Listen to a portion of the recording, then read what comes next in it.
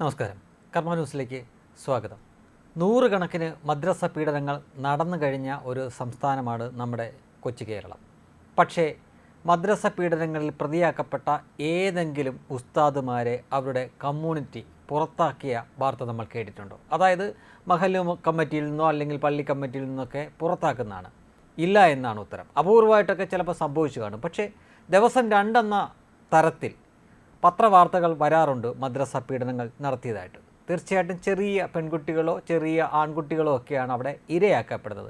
പക്ഷേ അതിൽ പ്രതിയാക്കി police arrest ചെയ്ത് ശിക്ഷിച്ചവരെ പോലും അവരുടെ കമ്മ്യൂണിറ്റി പുറത്താക്കിയതായിട്ട് നമുക്കറിയില്ല. ഇനിയും ദിവസവും മലബാർ ഗോൾഡ് കടത്തുന്ന വാർത്തകളുണ്ട്, പിടിക്കപ്പെടുന്നവരുണ്ട്. അതേപോലെ തന്നെ മയക്കുമരുന്ന് കച്ചവടം നടത്തുന്ന മുസ്ലിം ചെറുപ്പക്കാരായിട്ടുള്ള ആളുകളുണ്ട്. അതിലാണും പെണ്ണുമൊക്കെ കണ്ടേക്കാം. പക്ഷേ ആരെങ്കിലുമൊക്കെ അവരുടെ കമ്മ്യൂണിറ്റി പുറത്താക്കിയതായിട്ട് നമ്മുടെ അറിവിലുണ്ടോ? അപൂർവമായിട്ട് അവിടെയും സംഭവിച്ചേക്കാം. എന്നാൽ ഒരു പെണ്ണ് അവളൊരു ബെർമുഡ ഇട്ടാലോ അല്ലെങ്കിൽ ഒരു ഷോർട്ട്സ് ഇട്ടാലോ ഒരു ടീഷർട്ട് ഇട്ടാലോ ഒരു വീഡിയോ എടുത്തതിൻ്റെ പേരിൽ പുറത്താക്കിയ വാർത്ത നമ്മൾ ഈയിടെ ഒരു യുവതി തന്നെ, മുസ്ലിം യുവതിയായിരുന്ന വ്യക്തി തന്നെ പറയുന്ന കാഴ്ച നമ്മൾ കാണുകയുണ്ടായി. കഴിഞ്ഞ ദിവസമാണ്. അതുവരെയും നമ്മളെല്ലാവരും കരുതിക്കൊണ്ടിരുന്നത് അത് നിള നമ്പ്യാർ എന്ന ഒരു വ്യക്തിയാണ് എന്നാണ് കരുതിക്കൊണ്ടിരുന്നത്. എന്നാൽ അതൊരു ആസിയ എന്നൊരു മുസ്ലിം യുവതിയായിരുന്നുവെന്നും അവർക്കൊരു ഭർത്താവുണ്ടെന്നും അയാളുടെ പേര് നവാസ് എന്നാണെന്നും ഒക്കെ അവരുടെ ഇൻ്റർവ്യൂ വന്നതിന് ശേഷം നമുക്ക് മനസ്സിലായി കഴിഞ്ഞു. അപ്പോൾ അവരതിന് പറയുന്ന ന്യായം, ഈ നിള നമ്പ്യാർ എന്ന പേര് സ്വീകരിക്കാനുള്ള കാരണമായിട്ട് അവർ പറയുന്നത്, അവർ മുസ്ലിം കമ്മ്യൂണിറ്റിയിൽ നിന്ന സമയത്ത് അവർ റീലിന് വേണ്ടിയിട്ട് ഷോർട്ട്സ് ഇട്ടു, അതേപോലെ തന്നെ ടീഷർട്ട് ഇട്ടു. അതിൻ്റെ പേരിൽ അവർക്ക് കമ്മ്യൂണിറ്റിയിൽ നിന്ന് പുറത്താക്കി എന്നാണ് പറയുന്നത്.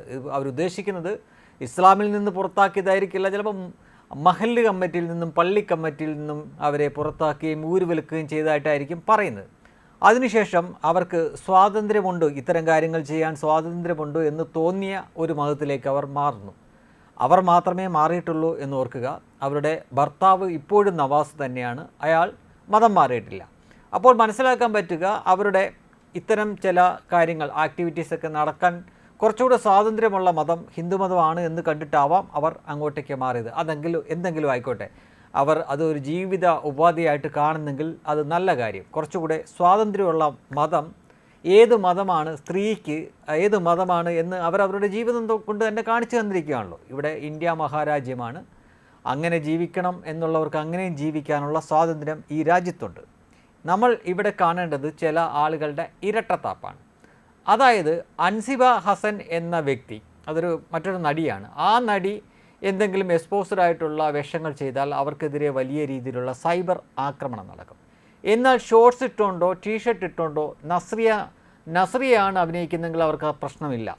നൂറുദ്ദീനാണെങ്കിലും അവർക്ക് ആ പ്രശ്നമില്ല. അപ്പോൾ അവിടെ തന്നെ രണ്ട് രീതിയിലാണ് പ്രതികരണം. ഇനി മമ്മൂട്ടിയുടെ മകനോ അന്യ സ്ത്രീകളുമായിട്ട് ഇഴുകിച്ചേർന്ന് അഭിനയിച്ചാലോ അല്ലെങ്കിൽ പാട്ട് പാടിയാലോ ഇനി ഒരു ക്ഷേത്ര പരിസരത്ത് നിന്നാലോ ഒന്നും അവർക്ക് പ്രശ്നമില്ല.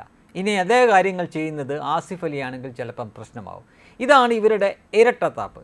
ഇത് ഈ കാര്യത്തിൽ മാത്രമല്ല, എല്ലാ കാര്യത്തിലുമുണ്ട്. അതുകൊണ്ടാണ് ഈ ആസിയ എന്ന ഈ മുസ്ലിം യുവതിക്ക് പോലും പുറത്താക്കിയതിന് ശേഷം അവർക്ക് നിള നമ്പ്യാർ എന്നൊരു പേരും സ്വീകരിച്ച് ഇങ്ങനെ നിൽക്കേണ്ടി വരും. അതുകൊണ്ട് മാത്രമാണ് അവരിപ്പോൾ വിവാദത്തിൽ ഉൾപ്പെട്ടത്. യഥാർത്ഥത്തിൽ അവരുടെ സൈഡിൽ നിന്ന് നോക്കുമ്പോൾ അവർ തെറ്റുകാരിയല്ല, അവർക്ക് ആ പേര് സ്വീകരിക്കേണ്ടി വന്നതാണ്. അവിടെ ആകെ അവർ ചെയ്തൊരു കാര്യം, നിള എന്നൊരു പേര് സ്വീകരിക്കാമായിരുന്നു. അതിൻ്റെ കൂടെ ഒരു ആവശ്യവുമില്ലാതെ നമ്പ്യാരും കൂടെ ചേർത്ത് വെച്ചത് എന്നതാണ് വിഷയം. വേണമെങ്കിൽ നമ്പ്യാർമാർക്ക് പ്രശ്നമുണ്ടാക്കാവുന്നതേ ഉള്ളൂ. പക്ഷേ അവർ അത്തരം കാര്യങ്ങൾക്കൊന്നും പോകുന്നതല്ല. പക്ഷേ സോഷ്യൽ മീഡിയയിൽ അവരുടെ ഇൻ്റർവ്യൂ വന്നതിന് ശേഷം കുറച്ച് വിവാദമായി. കാരണം അവരൊരു ചൂടൻ സോഷ്യൽ മീഡിയയിലെ, അതായത് ഇൻസ്റ്റാഗ്രാമിലെ ഒരു ചൂടൻ താരമായിരുന്നു. ആ രീതിയിൽ അവർക്ക് ഒരുപാട് ആരാധകരുണ്ടായിരുന്നു. അവർക്ക് വലിയ വ്യൂസൊക്കെ കിട്ടിക്കൊണ്ടിരുന്നു. ഒരു പക്ഷേ അവർക്ക് സാമ്പത്തികമായിട്ട് നേട്ടം ഉണ്ടായിരിക്കാം, അതിലായിരിക്കാം അവരൊരു പക്ഷേ ജീവിച്ചു പോകുന്നത്. പക്ഷേ അവരവരുടെ യാഥാർത്ഥ്യം പറയുന്നു.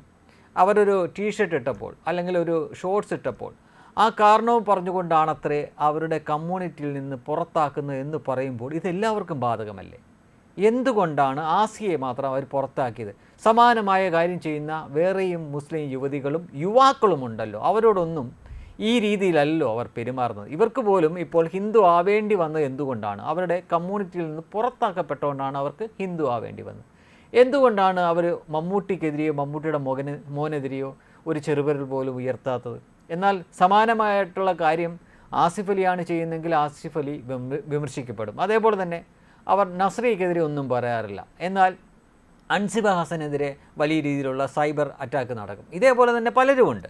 അപ്പോൾ ചിലരുടെ കാര്യത്തിൽ മാത്രം, അതായത് താടിയുള്ളപ്പനെ പേടിയുണ്ടെന്ന് പറഞ്ഞ കണക്ക് ചിലരുടെ അടുക്കലോട്ട് ചെന്നാൽ അത് ചിലവാകില്ല എന്ന് അവർക്ക് നന്നായിട്ട് അറിയാം. അവിടെ അവർ അഭ്യാസം കൊണ്ട് പോവില്ല.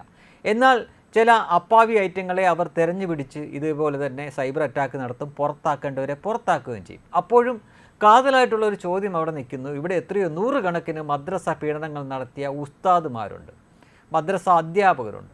ഇവരിൽ എത്ര പേരെ നിങ്ങൾ കമ്മ്യൂണിറ്റിയിൽ നിന്ന് പുറത്താക്കിയിട്ടുണ്ട്? എന്തിനാണ് ഒരു പാവം പിടിച്ച സ്ത്രീയെ അവർ റീല് ചെയ്യുന്നു എന്ന കാരണത്താൽ നിങ്ങൾ കമ്മ്യൂണിറ്റിയിൽ നിന്ന് പുറത്താക്കിയത്? അതുകൊണ്ടല്ലേ അവർ കുറേ കൂടി സ്വാതന്ത്ര്യമുള്ള മറ്റൊരു മതത്തിലേക്ക് പോയത്. അപ്പോൾ സ്ത്രീകൾക്ക് വലിയ സ്വാതന്ത്ര്യം കൊടുക്കുന്നു എന്ന് നിങ്ങൾ തന്നെ അവകാശപ്പെടുന്ന നിങ്ങളുടെ മതത്തിൽ സ്വാതന്ത്ര്യം ഒട്ടുമില്ല എന്നതിൻ്റെ പ്രകടമായിട്ടുള്ള തെളിവാണ് നിള നമ്പ്യാർ.